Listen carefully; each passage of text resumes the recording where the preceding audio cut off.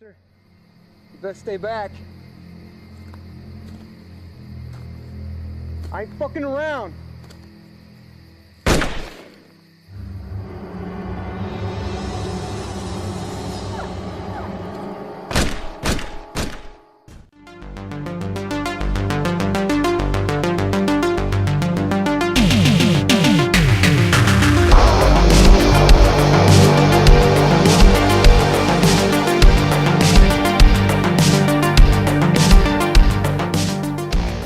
So we are talking about the movie Ghost Note, a 2017 horror movie written and directed by Troy Hart.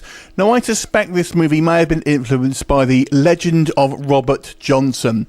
Now, he was a real blues musician that was allegedly famous for selling his soul to the devil in exchange for getting essentially famous.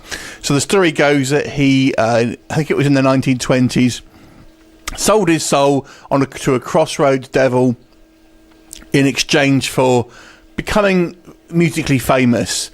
Now, Robert Johnson died when he was 27, and he was never really had much success whilst he was alive, but like all the best artists, he became quite famous after his death, like some years after his death, and gained quite the notoriety.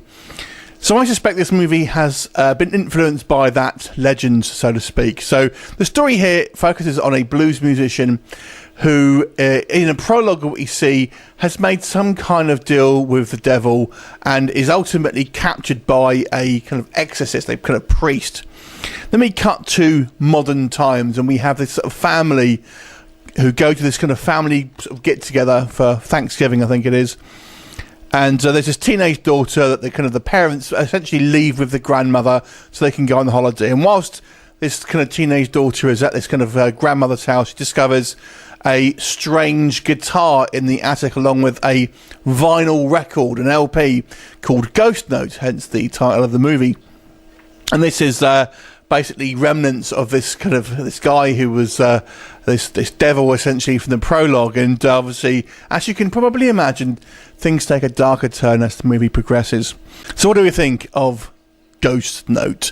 I've got to say, I thought the actual central premise here was a brilliant idea.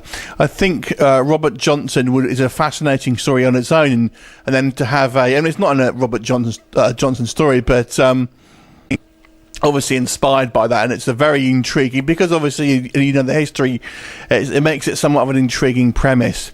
And I've got to say it's something that I feel is quite original, quite an original setup.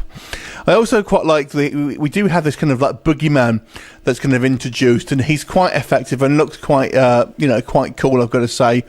And it's kind of nice to see an African American kind of character. Like you've got your Freddy Krueger, you've got your Jason, and now you've got this guy, and he's got this cool kind of look. He's got this kind of cage thing on his face and these things on his hands, so he looks pretty good, and these kind of like orange eyes.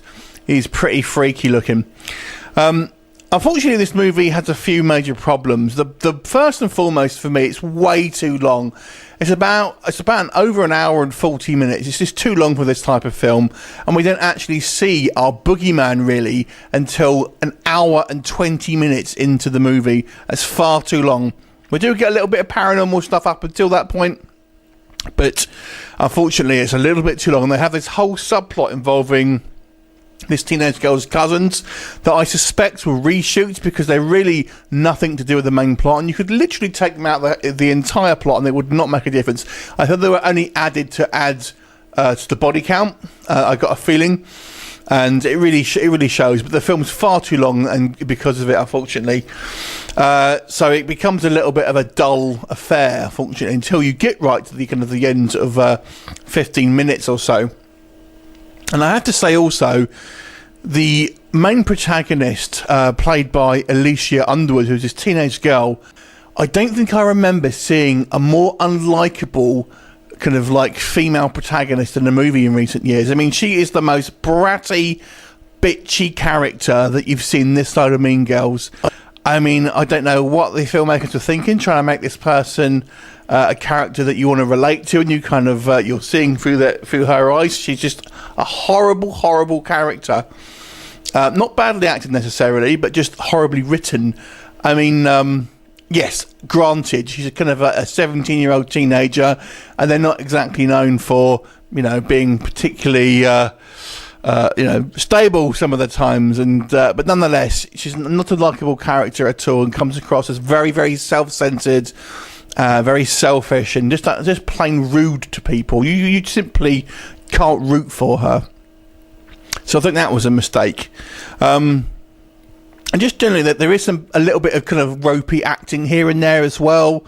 Some of the line delivery seems a little bit unfocused and unconfident by some of the actors. There's also a few technical issues here and there, like the editing. You'll see, for example, shots where a character will be in one sort of position, and then they'll cut to another angle, and they'll have a different background and stuff like that. And things just there's a few little story elements as well that kind of don't make a lot of sense.